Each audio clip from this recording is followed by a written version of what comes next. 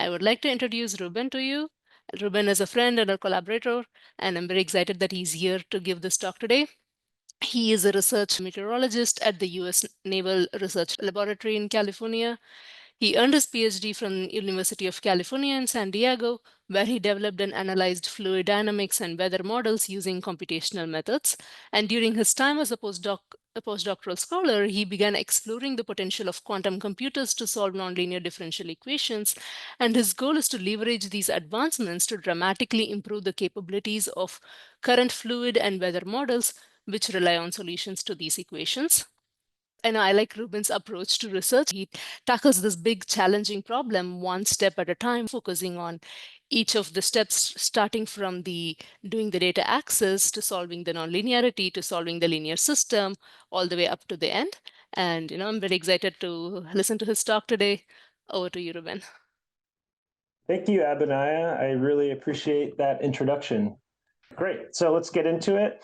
This is much more of a broad overview talk. I really won't get into specific details, but I want to set up the weather prediction problem and one particular method on how we hope to use quantum computers to solve differential equations and maybe weather modeling in the distant future, but at the moment we're focused on much smaller problems. So the title is Harnessing Quantum Computing for Weather Modeling. And I'd like to thank my collaborators, Tom Hogenkamp and Daniel Gunlicki. So here I'm showing a cyclone. This is in the Pacific Ocean. This is a large-scale system. And I'm showing this because I think it beautifully illustrates the complexities involved in weather prediction. In particular, what I'd like you to focus on are the many different spatial scales at play. So to point out a few, we have the large-scale cyclone, which is order 1,000 kilometers or so. But then you can see these many smaller scale processes happening. You can see some instabilities forming here in the inner core structure.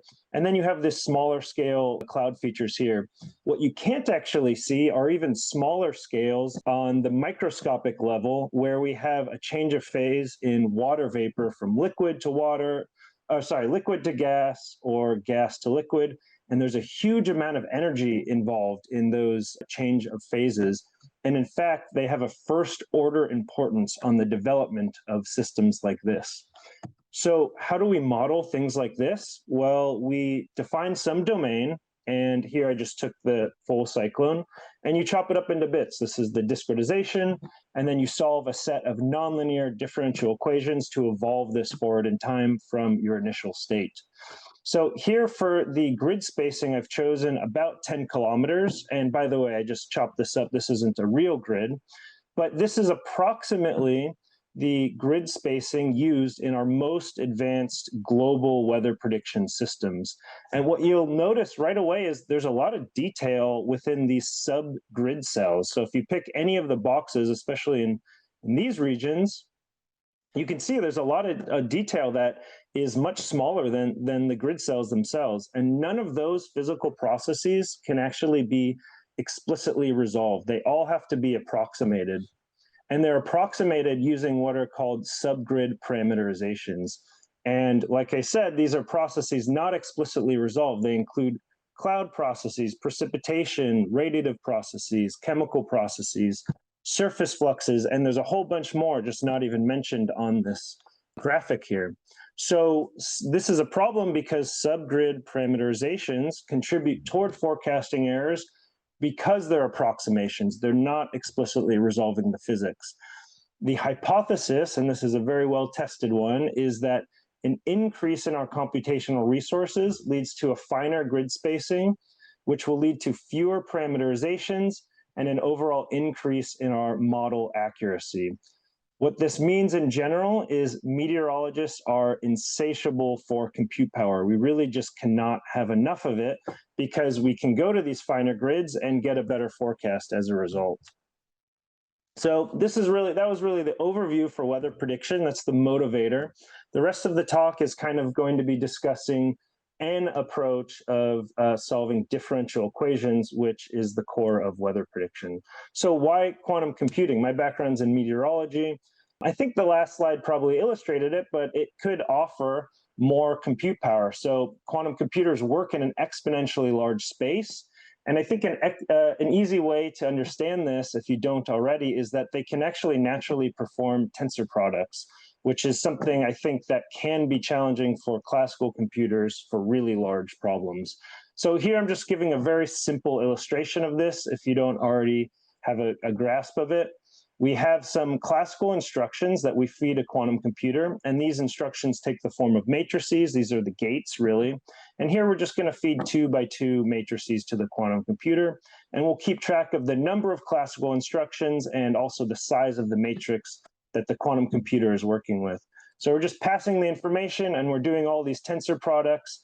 And I think you probably know this concept, but a linear amount of information results in an exponentially sized matrix.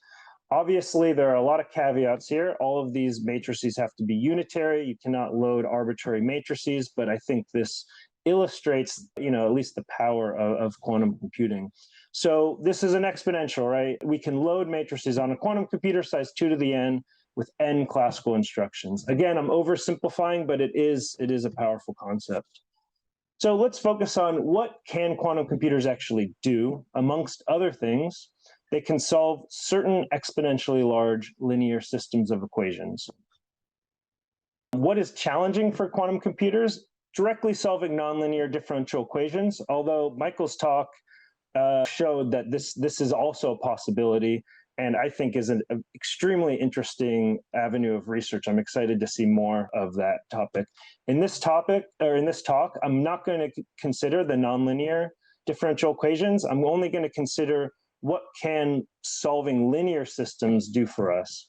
So basically, we have to reformulate our question, because ultimately in fluid dynamics and weather prediction, we are interested in the nonlinear equations.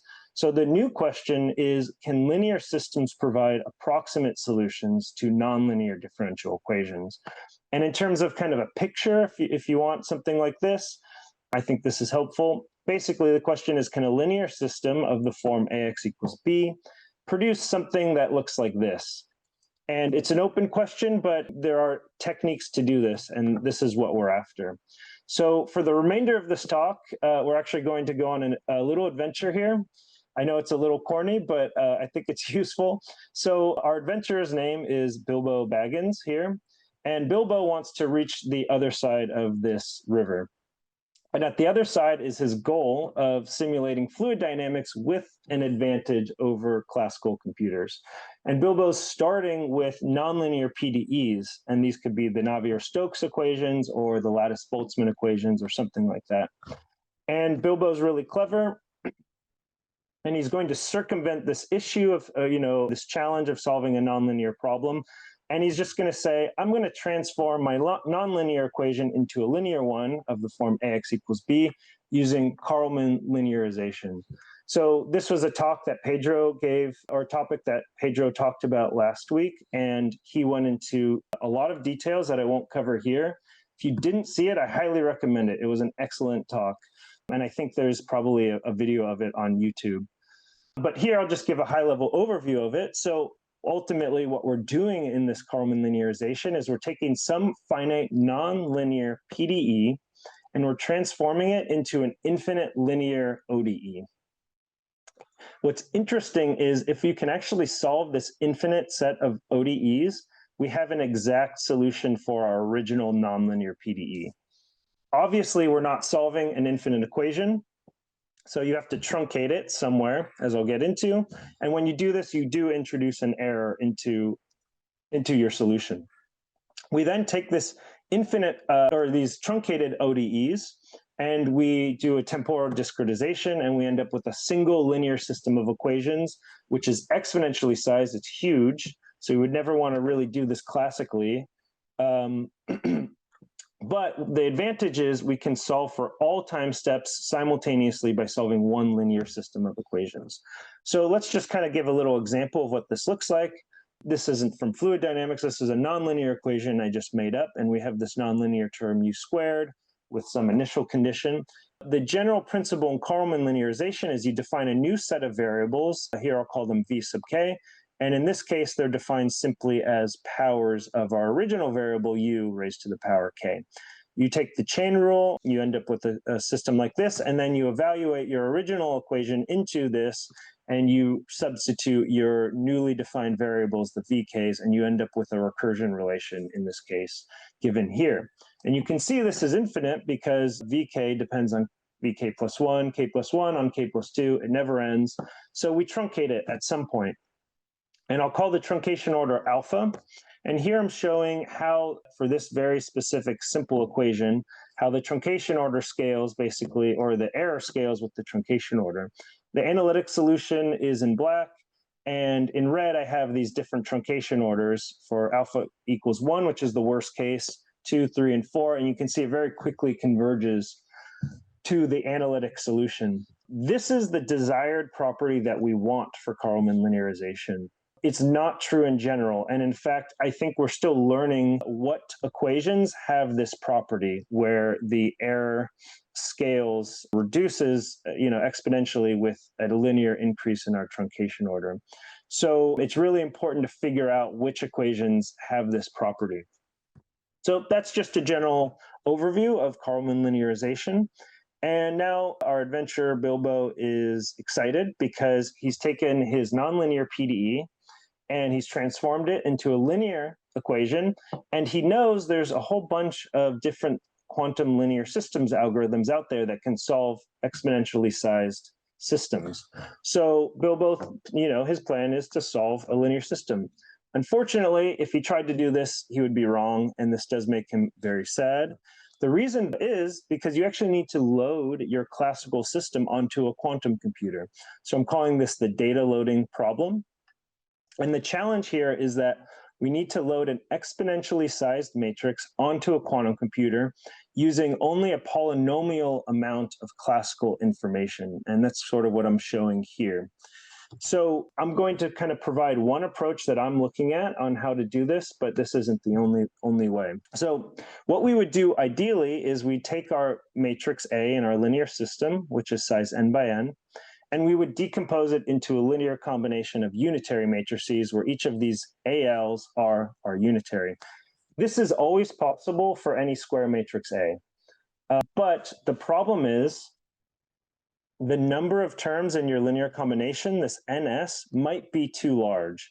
And if it's too large, you face this problem where you're in this pretty much infinite loop of loading data onto the quantum computer, and you lose all quantum advantage before you even begin to solve the linear system. So loading is a critical issue. So to circumvent this issue, we impose a condition, which is that the number of terms in this linear combination, NS, should scale like order polylog of n. We'll call this polylogarithmic or polylog. And this just puts an upper bound. It says the number of terms cannot be too great. So the problem is this linear combination of unitaries with this imposed condition isn't necessarily always possible. And even if it is possible, it could be really tricky to figure out how to find a decomposition like this. So what I'm going to talk about here is a solution to this called the linear combination of things, which if you saw Amit's talk a few weeks ago, really went into the details. He gave an excellent talk, so I also recommend watching it if you missed it. And part of this comes from a paper that he and Abinaya published last year, and this is also an excellent paper. Highly recommend it. So we took their results and we built on it a little bit, where we basically say we're going to define some new set, we'll call it P, and P has the sigma basis, if you recall from Amit's talk, in it. So we have these sigma plus minus plus and so on, and these are defined exactly here. They're really simple non-unitary matrices. In our set P, we also have this S2 to the n, which is the set of any permutation matrix at all, size 2 to the n by 2 to the n. So what we actually seek is a new type of linear combination. It's not of unitaries. It looks a lot like it because I kept the same variable names. But these ALs this time are actually not unitary. They are defined as products of tensor products of these PIJs, where PIJ can basically be any element in this set P that I defined here. And we're also imposing this condition, NS is polylog. It's not guaranteed in this decomposition, but essentially what we're doing is we're defining a new approach with very limited overhead that allows us to find decompositions actually much easier than the linear combination of unitaries.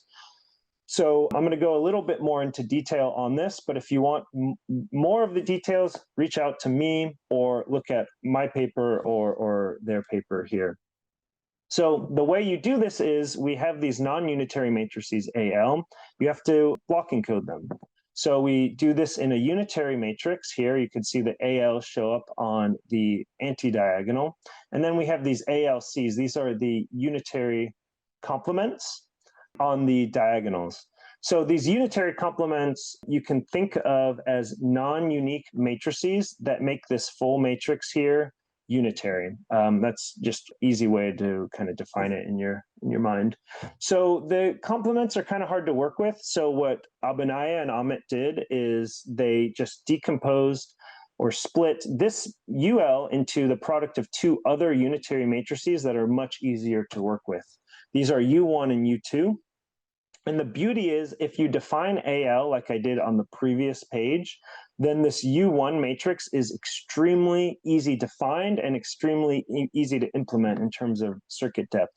It's just a single multi-controlled NOT gate.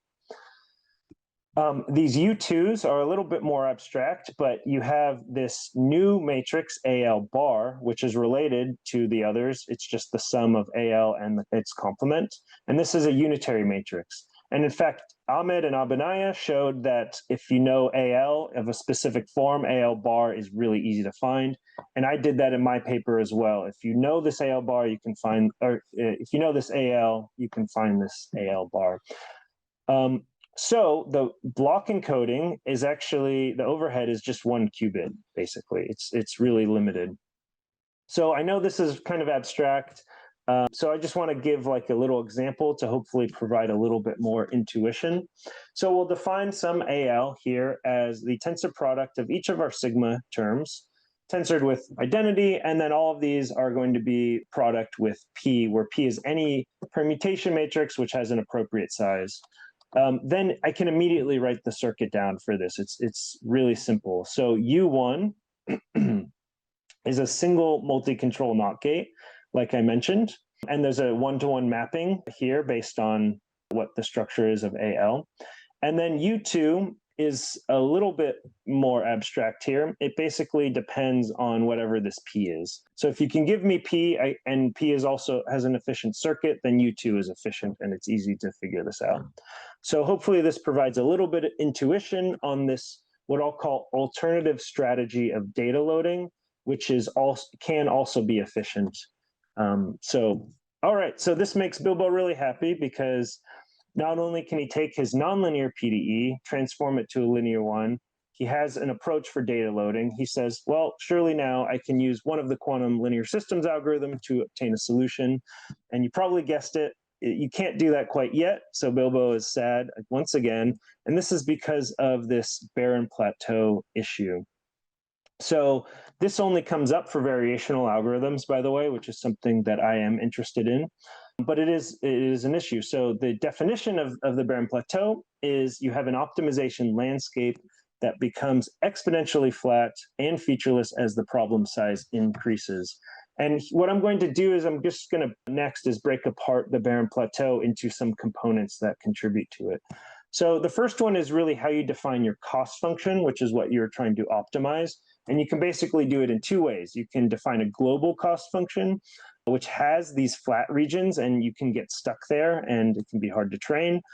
Or you can define a local cost function, which has gradients, which will hopefully should take you to the global maximum. So that's just one contribution to the Barren Plateau. Another issue are these cold starts. So the definition of this is that your initial guess is exponentially far from the solution. And to give you just a very simple picture of this, let's consider some exponentially large space. Your solution might be here. You don't know exactly where it is. Your guess is exponentially far away, and just find it, actually converging to that solution becomes really hard because you're in this large space. So the solution is to do what's called a warm start, which is to start near the solution, which is a lot easier said than done. But I think there actually is a really promising approach to this, and it's borrowed from classical methods. This is the multi-grid method. And essentially what this is you take your domain and you first solve it with a very coarse mesh. So your solution space isn't exponentially large, it's really small. And you're able to converge, and then you carry over the information, which is those optimized parameters, to a mesh which is a bit finer in its grid spacing. And then you do the same thing, and each time you're doing this, you're carrying over information so that your initial guess is actually hopefully much closer to the solution by the time you reach the very fine mesh that you're interested in. And this comes directly from a paper that Michael mentioned in his talk, which actually defines in ansatz how to do this. And like I said, it's extremely promising. I'm not going to talk about any details here, but basically what they've done is they've split their register into spatial and temporal qubits, and you can solve these with a coarse spatial mesh and a coarse temporal mesh. And then each time you add these, what they have in red here, to increase the resolution of the mesh, and you can carry over your parameters. So anyways, the details are in the study. It's an excellent one. I highly recommend it. All right, let's keep going with Barren Plateau. There's a couple more things. This one is related, but not exactly the same, which is how you design your ansatz. And basically, it must be expressive enough to represent the solution, but not too general to impede your training. And basically, what you want to do is you want to take this exponentially large solution space and you want to restrict it to a reduced space if you can, so that your initial guess is much closer to your solution and you're not searching this huge space, you're searching a much smaller one. So this is something I don't know much about, but it's an issue. And then the final, what I believe to be the final issue in Barren Plateau is just hardware noise. So this causes inaccuracies in your cost function evaluation. Basically, your cost function generally will look something like this. You're evaluating these expectation values with the quantum computer, and then you're using the classical computer to, add them all together in some way or calculate them together in some way to calculate your cost function. So if you have hardware noise, you get poor expectation value accuracy, which leads to poor cost function, and it can be difficult or impossible to converge. So I want to stop real quick for any comments or questions that anyone might have. Yeah, thank you. There are a few questions. I can read them out to you. Okay. So yeah, this is, recently there was the DeepMind released a Weather Next model. It's an AI model. And what is the advantage of using a quantum computer to solve weather prediction as compared to like this AI model? Okay, so I think if I understand it, and I'll put it in the context of like weather prediction, for example. So maybe you're asking like, what is the advantage of doing weather prediction or fluid dynamics with a quantum computer versus an AI model? So hopefully I'm Yeah. answering the right question. Yeah, it's really because of this, you're working in this exponentially large space, so you can resolve much, much smaller scale processes than you could resolve with AI. So with AI, it's only as good as what you're training it on. And we don't have, weather data really that you can train, which would resolve, microphysical processes or something like that. Basically, the information wouldn't exist for the AI model to train it on these smaller scale processes. Whereas with quantum computing, we're hoping to actually physically or explicitly resolve the small scale processes. So yeah, I would say the short answer is we hope to more finely resolve the physics. Okay, thank you. Quick question on usually classical optimizers are used to optimize the parameters of like, the variational circuit. Do you have quantum optimizers? And if so, what are their limitations?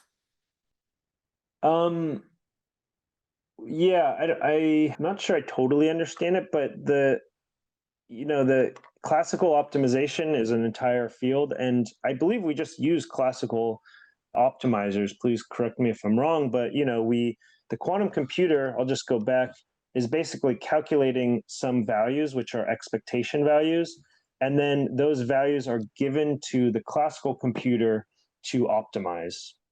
Yeah, I guess sorry, to clarify, I think the question is instead of using a classical optimizer to optimize the parameters, Yeah. can you instead use a quantum algorithm for that as well? Okay, So, I see. Yeah, I don't know. That's a really good question, and I wouldn't want to speak to it because I don't know the answer. Thank you. okay, thank you. Okay, a question on the slide you had on the cold start versus warm start Mhm. diagnostics.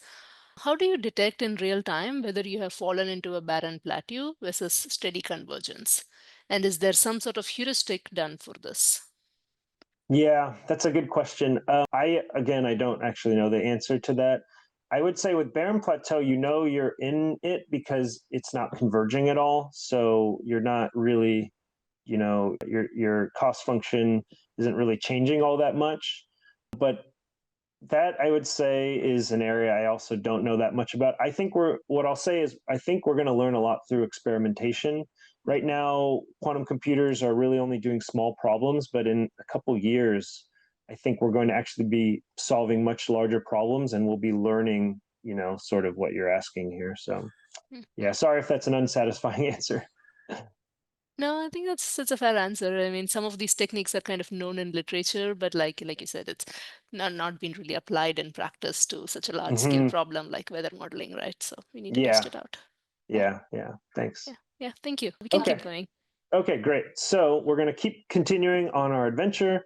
Bilbo is really exciting because, we have this nonlinear method. We can transform it into linear equation. We have a good strategy on data loading.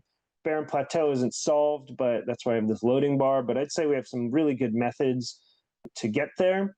And so surely now we can use a quantum linear systems algorithm. Once again, nope, you cannot. We have this issue of condition number, so we have to precondition our matrix. So to remind you, if you don't know, condition number defined kappa is the ratio of the largest and smallest singular values. Some intuition of this, what this actually means is it's really a measure of the sensitivity of a function to changes in the input. So with a really large condition number, if you have a small little change, it kind of amplifies it basically, and you could lead to bad solutions. So what preconditioning is, it's the process of actually reducing that condition number to hopefully reduce those sensitivities. And it's really important because quantum linear systems algorithms depend on this parameter kappa. For example, HHL, I believe, depends linearly on kappa. We therefore need it as small as possible. I haven't done any work on this area, but it is something I'm interested in. I do know it's an active area of research, the quantum preconditioning, so I'm just going to throw some citations here. But this is a problem we need to solve. I don't think it's solved yet, and that's why I have this loading bar here as well. But, I'm optimistic. I think we'll make some progress on it. So Bilbo's excited because he has all these methods, and surely now he can use a quantum linear systems algorithm to obtain some solution. And finally, yes, we can. So he celebrates with the balloon. And so we kind of have a new problem actually, which is we've solved our solution or our problem ax equals b, but our fluid dynamics solution is actually kind of trapped inside of our state vector. We have a hard time accessing it. So remember, this is an exponentially sized state vector, and we can't store that much information classically. It's too much. On top of that, actually seeing that information is expensive. So for a fault-tolerant method like HHL, what it actually does in the end is it prepares an exponentially sized solution X. You can use the sampling method to kind of see a subset of that solution, but it is costly. If you need to see a lot of this information, you probably lose your advantage by reading it, basically. Variational methods, you can kind of do a similar thing. So the information that they provide to you is a set of optimized parameters. So your solution X is actually X of theta, so where these thetas have been optimized. And I'll note that the number of parameters theta is actually polynomial. It has to be small because the classical computer is working with it. So you kind of have two options here. You can take those optimized parameters, theta, and you can evaluate them into your ansatz, and then you would have your solution loaded on the quantum computer, but it's once again trapped. You kind of have the same issue. So you can do sampling methods to read part of it, but that could be really expensive. Another approach, which I don't have any specifics on it, but it's more of a hope, is that we can use these optimized parameters theta classically to hopefully obtain some information about the solution.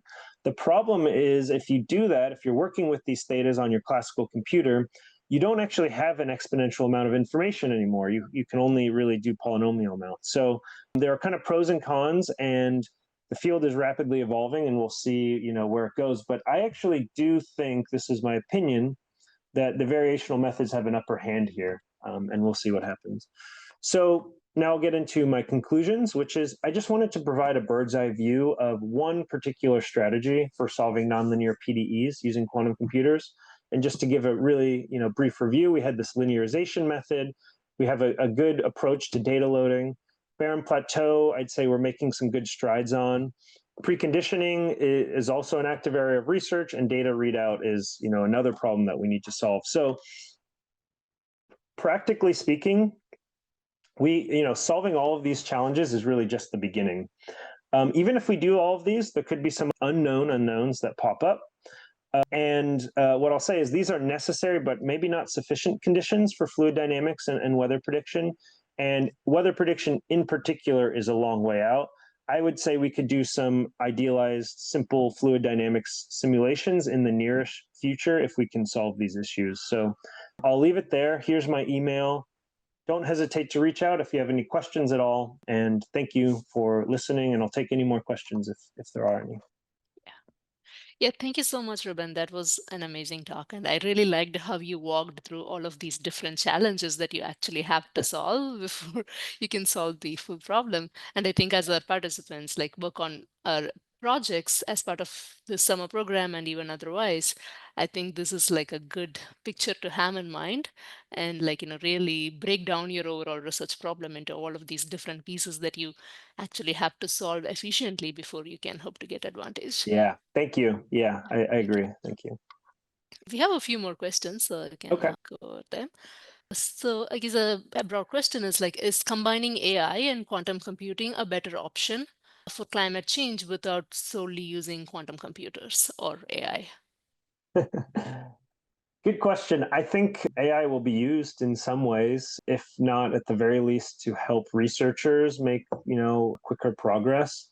Um, in terms of the actual modeling, I think it comes down to what I said before, which is AI can't really do what we're hoping to do in quantum, which is to resolve these much smaller scale processes, or at least I believe they can't, because it's not really in the data that you're feeding it. So I'm not an AI expert, so that's probably as much of an answer as I can give you.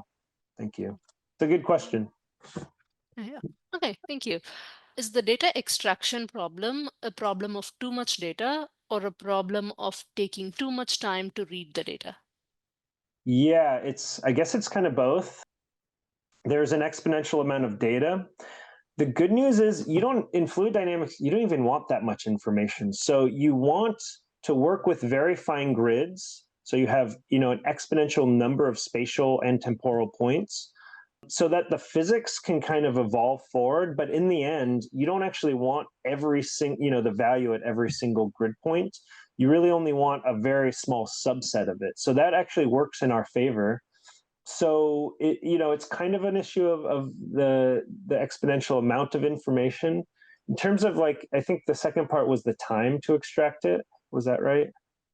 Yeah, is it going to take too Uh, much time to read I the think data? that's an issue for HHL, for example, and that class of problems, because each time you want to get some information, you have to resample, rerun the algorithm, from what I understand, and that takes a lot of time. So I think it's a combination of the two, but at least in my interests, fluid dynamics, you don't need the exponential amount of information. So that might not be so much of an issue. You really want kind of like a polynomial amount of information, I guess. Yeah, okay. Okay, in the slide that you talked about, like the cold start and the warm start, right? Hmm. I think maybe mention something like there is an exponential distance between the solution and the initial guess. Yeah. What we know definitely is that there is an initial guess and there will be a definite solution. But how would one fix the metric? I think. Maybe I guess the question was maybe to rephrase it like, how did we talk about the distance between the solution and the initial guess? Mm. And what would happen if in a certain geometry that those two would be more close to each other, if that's meaningful to use? Oh, hmm. Yeah, the metric, I don't know. I guess I'm not even really sure that there is a metric that exists. I mean, I'm saying the distance from it. I guess that's the metric, but the idea is you don't want to start randomly when you're in this exponentially large space because Mhm. you just don't know where you're going to initialize and you don't know where the solution is. So, yeah, I mean, I'm not sure what other metrics you could use. And as far as the other question, I'm not sure about the other geometries, but yeah, and I really Yeah. just gave like a simple picture there. So, Mhm. yeah. Yeah. Okay. Thank you. I guess one more question we can take. Sorry, we're running over time, but I'll stop here. Oh, yeah. Uh, so, since certain phenomena like earthquake or weather prediction heavily rely on chaos, can there be any merit for like doing the approach of doing the linearization and solving the relevant differential equations?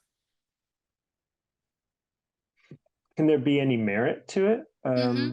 I don't understand. What do they mean by merit? I guess is chaos a problem? Can if you do linearization, are Mm. you oversimplifying it, kind of thing? Yeah, yeah. So that kind of goes back to the truncation order thing that I mentioned earlier on.